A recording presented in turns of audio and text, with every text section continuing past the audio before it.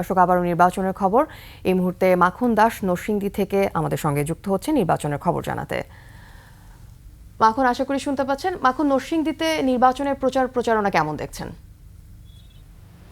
আফিফা, আমি এখন দাঁড়িয়েছি নরসিংদী সদর উপজেলার মধ্যে। আপনারা জানেন আমাদের এই নরসিংদী জেলার মধ্যে 5টি সংসদীয় আসন রয়েছে এবং এই 5টি সংসদীয় আসনের মধ্যে বিএনপি, জামাত এবং এনসিপি সহ এবং স্বতন্ত্র প্রার্থী সহ মোট 41 জন প্রার্থী রয়েছে। তারা কিন্তু দিন রাত কিন্তু তাদের কিন্তু প্রচারণা তারা কিন্তু চালিয়ে যাচ্ছেন এবং তারা ভোটারদের ধারে ধারে যাচ্ছে। শেষ করতে কিন্তু আমাদের এই নরসিংদীর এই নির্বাচনী এলাকা কিন্তু একদম জমে উঠেছে। যেমন প্রার্থীরা যেমন ব্যস্ত সময় পার করছে, এর মধ্যে কিন্তু ভোটাররা কিন্তু তারা কিন্তু বিভিন্ন রাস্তাঘাটে বিভিন্ন চায়ের দোকানে স্টলে কিন্তু তারা কিন্তু সেই কাকে ভোট দেবে এই নিয়ে কিন্তু তারা কিন্তু চিন্তা ভাবনা করছে। তো আমি একজন ভোটারের সাথে এখন কথা বলবো, যে দেখি ভোটারদের কেমন প্রত্যাশা। আসসালামু আলাইকুম।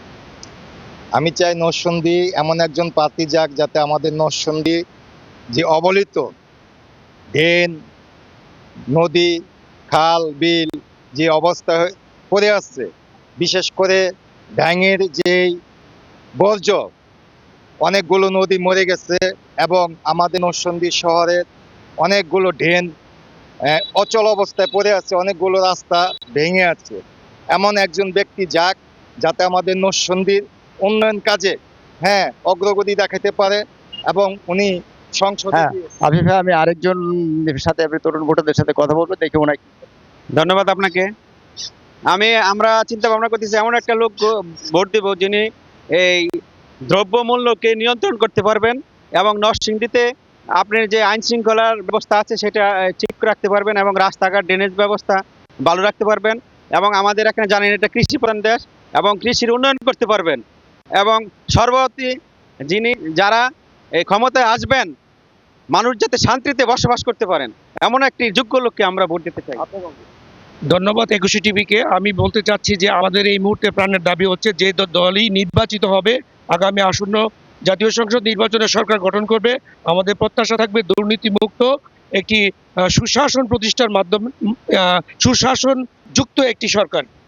আফিফা, আপনি জানেন যে ভোটাররা যেমনটা আপনার জানিয়েছে যে তারা এমন একজন সৎ এবং যোগ্য ব্যক্তিকে ভোট দেবে যারা আগামী বাংলাদেশ একটা সুন্দর হবে এবং দুর্নীতিমুক্ত, মাদক মুক্ত এবং সন্ত্রাস থেকে দেশ গড়বে। তবে এই ব্যাপারে আপনারা জানেন যে রিটার্নিং কর্মকর্তা জেলা প্রশাসক ওনার সাথে আজকে কথা হয়েছে এবং ওনারা আইনশৃঙ্খলা মিটিংয়ে কিন্তু কথা বলেছে। ওনারা যেমনটা আমাদেরকে জানিয়েছে যে এই দুর্গম বিভিন্ন এলাকাতে নির্বাচনকে শান্তিপূর্ণ করার জন্য র্যাব, বিজিবি এবং সেনাবাহিনী সহ পুলিশ সহ সকল ধরনের কিন্তু প্রস্তুতি রয়েছে এবং তারা কিন্তু আপনারা জানেন যে 55 জন ম্যাজিস্ট্রেট কিন্তু এই নির্বাচনে কিন্তু তারা কিন্তু অংশগ্রহণ করবে এবং নিরাপত্তা দেবে এবং মানুষ যেন সুন্দরভাবে ভোট দেবে সে পরিবেশ দেবে। তবে আফিফা, এই ছিল নরসিংদীর সর্বশেষ নির্বাচনী পরিস্থিতি।